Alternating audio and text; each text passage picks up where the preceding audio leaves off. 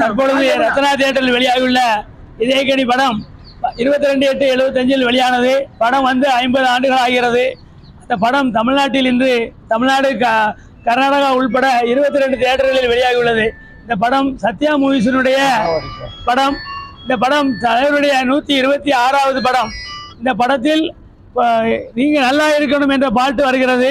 அவர் மருத்துவமனையில் இருக்கும் பொழுதும் இந்த பாட்டு தமிழ்நாட்டில் உள்ள அனைத்து திரையுலகத்தில் உள்ள தியேட்டர்களிலும் தலைவருடைய உடல்நலம் தேறி வர வேண்டும் என்பதற்காக நீங்க நல்லா இருக்க வேண்டும் என்ற பாட்டு ஆரம்பித்த பின் தான் புதிய படங்களே போடப்பட்டன. ஒலிக்காத திரையரங்கு இந்த பாடல் ஒலிக்காத திரையரங்குகளே தமிழ்நாட்டில் கிடையாது. இந்த படம் வந்து 50 ஆண்டுகள் ஆகிறது. இந்த படத்தினுடைய டைரக்ஷன் ஏ ஜெகநாதன், இந்த படத்தினுடைய வசனம் ஜெகதீசன். இந்த படம் சத்யா மூவிஸ் படம். இசை MS விஸ்வநாதன்.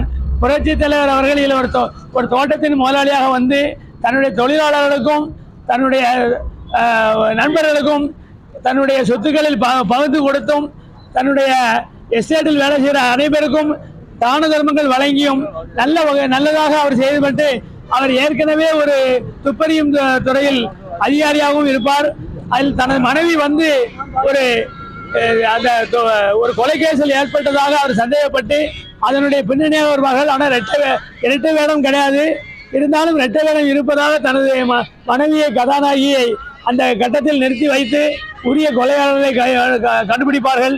பல்லாவரம் என்ற ஏரியிலே இதனுடைய கடைசி படப்பிடிப்பு மிக பிரம்மாண்டமாக நடைபெற்றிருக்கிறது. கர்நாடகாவில் காவிரி உற்பத்தி ஆனதிலிருந்து தமிழ்நாட்டில் வந்து சேரும் வரை உள்ள முதல் பாடு இன்ப தென்னகமான தமிழ்நாட்டில் என்று அந்த பாடலையும் சொல்லி மிக சிறப்பாக இந்த படம் வெளிவந்திருக்கிறது. ரசிகர்கள் தமிழ்நாடு போவதும் இன்று பார்த்து கொண்டிருக்கிறார்கள் இந்த காட்சியை. இந்த படம் கோயம்புத்தூரில் வெளியாகவில்லை. தமிழ்நாட்டில் 22 தியேட்டர் வெளியானாலும் கோயம்புத்தூர் வெளியாகவில்லை. கோயம்புத்தூரிலிருந்து புரட்சி சிவா, ஜெயக்குமார் என்ற 2 நண்பர்கள் இந்த படம் பார்ப்பதற்காகவே திருநெல்வேலிக்கு வந்து இன்று மேட்சி பார்த்துவிட்டு இப்பொழுது எங்களுடன் முதல் காட்சியும் பார்த்து கொண்டிருக்கிறார்கள். நன்றி. புரட்சி தலைவருடைய படம் 6 படத்துல வித்தியாசமா இருக்கும். ஒரு கதை ஃபர்ஸ்ட் ஒரு ட்ராக்ல போவோம். நம்ம இந்த ட்ராக்ல தான் போவோம்னு சொல்லி படத்தை முடிக்க முடியாது, நம்ம நினைக்க முடியாது. அதுல வேற ஒரு ரூட்ல போயிடுறோம். போனா கடைசியில கிளைமாக்ஸ்ல பார்க்கும்போது அதுக்கு இதுக்கு ரொம்ப கனெக்ஷன். அது சத்யா மூவிஸ் பிரம்மாண்டமான படங்கள். அது இதுவும் ஒண்ணு.